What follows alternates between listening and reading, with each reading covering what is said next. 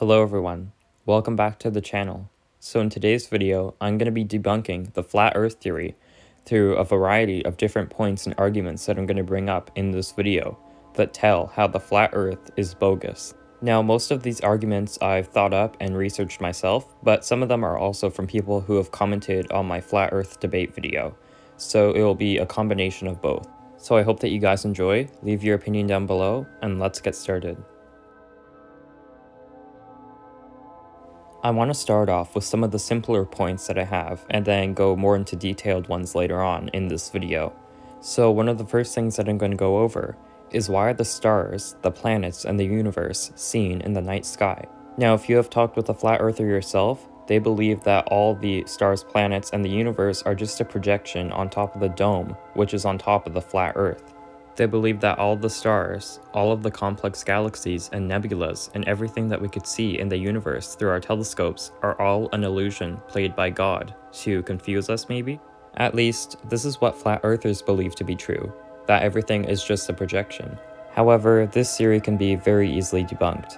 Like, just look at the Polaris model for example, or also commonly called the guiding star for holding nearly still in our night sky while the entire northern sky moves around it. Well, the fact is that this guiding star simply wouldn't work on the flat earth model, because to be able to look at a single point of light in the sky, you'd have to look directly up at the same locations anywhere you are on the globe. But as you could see in the flat earth model, it really messes things up, because in reality, you cannot look at the same star, the same point of light in the sky, meanwhile your lines of vision are all crossed. And if you are a logical and reasonable person, you'd be able to see what I'm trying to say here. And I'll try to explain it in even more detail here. If you are in, let's say, South America, and you try to look for Polaris, you'd find it at the very edge of your horizon line. But then if you flatten the Earth out, that horizon line would meet up somewhere totally different than if you were at the North Pole directly looking up at Polaris. Then the South American point of view would be crossed over yours, so then you wouldn't be looking at the same star. So I'm sure that you could see that that does not make any sense. Before we get on to the next point, I also would like to point out that flat earthers believe that all the stars and galaxies are a mere few hundred kilometers or miles away from the Earth's surface. When really, how does that make any sense? Because when I take pictures and look up at the stars, they do not look a mere few hundred miles or kilometers away. But of course, that was just my opinion. Now let's get on to point number 2.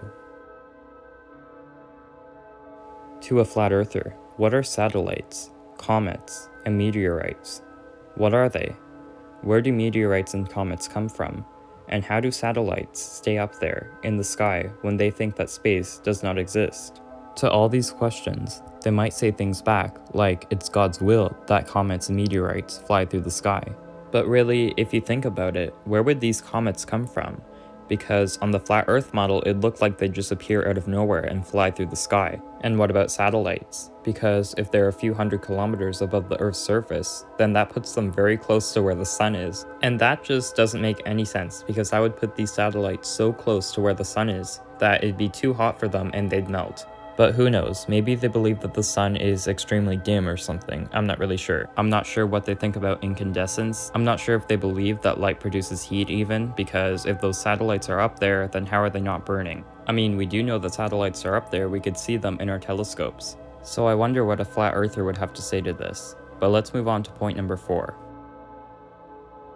Don't you think that if the Earth was flat, and the planets didn't exist and they were all just projections, that we wouldn't see moon shadows or solar eclipses? Think about it. The way that the moon forms a perfect crescent whenever the Earth is in front of the sun, that's how we're able to see shadows on the moon. But this wouldn't work in the flat Earth model. Since the sun and moon are just projections and the Earth is flat, there wouldn't be any shadows going on. But that does happen, and that's because the Earth is a sphere, and because it is in fact orbiting the sun, but that's more into geocentrism.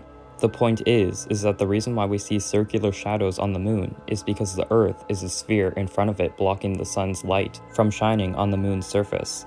Or at least it blocks a percentage of that light, because we're still able to see a crescent on the moon.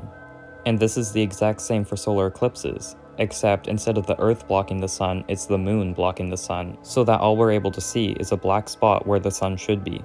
Now try to tell me how all this works on the flat earth model. I bet you won't have anything to say except for it's all just an elaborate deception from God. Nice try if you thought that I was that naive. Point number 6 now. Nowhere in the Bible does it talk about the flat earth, at least not in a scientific sense. The Bible was created by people thousands of years ago before they had much of the knowledge and technologies to know about the world around them. I mean, they didn't even know the layout of the Earth's continents yet, so how could they know whether the Earth was flat or not? They didn't, and that's why it's not talked about in the Bible in a scientific sense. Point number 7. How do you account for the distortions? What map do you use for directions? A flat Earth map wouldn't work because of distortions. Just look at Australia, for example. People in Australia would have a hard, if not impossible time getting around with a flat Earth map. Your map is flawed. It doesn't work. Want more evidence? Here it is. Without even realizing it, flat earthers use a globe map to get around, since it's the only map that actually works for directions. It's the only logical map. What map do you use to get directions? Do you know? Looking back at Australia, the flat earth map does not take into account reality and how people get around. You use a globe map to drive around also. Until you could show me the accurate flat earth map, you are the proof that the earth is round. Think about Rob Skiba's Lake Michigan video. He is a flat earther and he uses a globe earth map to find the location and get the distance across the lake. This is outside of flat earth box reasoning, and you simply cannot defend your own proof. That's the very reason why you end up just saying in the end to just ask God, as if that will answer everything. It doesn't. Next point. So I now want to go into something that me and Godric were talking about in my flat earth interview. In that video, he told me to do some research on this, so I did, and let me tell you, his point didn't stand for very long. The argument that he gave is the reason why airplanes don't fly over the poles. He says it's because there's no such thing as the poles and going across them, because in his view, the Earth is flat, so you wouldn't end up on the other side of the world if you go across the poles, and that's why airplanes don't fly there. But there's lots of flaws in his logic, if you can even call this logic. He says that they don't fly over the North or South Pole. Meanwhile, the North Pole is all on the flat Earth map, so in their model, they could fly over the North Pole, but they don't. And then some of these flat earthers propose something even as stupid as there's a hole at the top of the Earth where the North Pole should be. The real reason why airplanes don't fly over the poles is because the airplane fuel freezes at minus 40 degrees Celsius. And I found out that at 30,000 feet in the air over the poles, the altitude that airplanes fly at, the temperature is minus 75 degrees. So the reason why airplanes don't fly over the poles is not because the poles don't exist, it's because the airplane's fuel would freeze at that temperature. And also the fact that they could, in your model, even fly over the North Pole. It's just the South Pole that they don't, for some reason. So that point is debunked. Now let's move on to point number 13.